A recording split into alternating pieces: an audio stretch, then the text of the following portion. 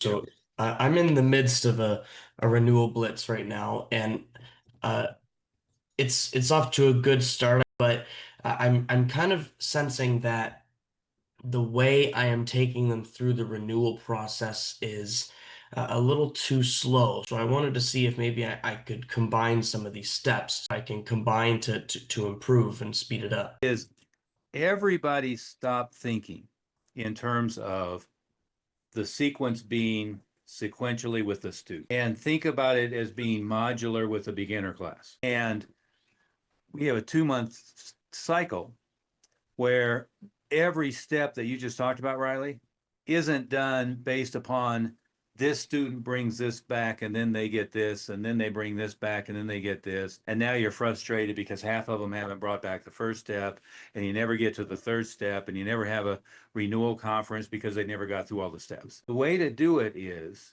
and again, it's hard to get the concept of rotating curriculum. You want the only purpose of your beginner class is to get them committed to be trained to black belt and beyond. And so I have an 8 week step of cycles. We do the vision board, we do the goals sheet, we do the goals lessons. Everybody gets a black belt and we write their date on it and we do pictures and make a big hoopla and then they get to wear it for the rest of their white belt. All of those things that we do, including if you have them, packets of the what martial arts has done for me, essays and all that kind of stuff. If you have that you've developed in, should just be an 8 week cycle. And we have module A, B, C, D, E, F, and G, and we just keep rotating and we keep rotating, we keep rotating. Everybody gets every one of those steps every time. And your mission is that 100% of the renewals are done before they get their first belt, which 2 months, which means we have to do progress check,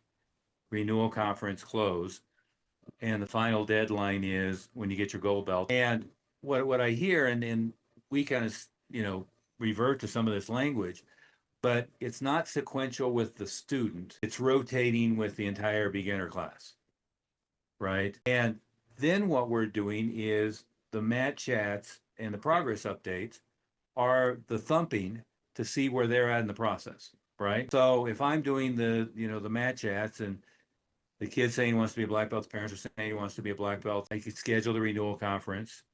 If everything looks good on that, I close it. Or if I end up with some excuse, the belt graduation is the deadline for the savings. But it should just be that kind of machine going on all the time.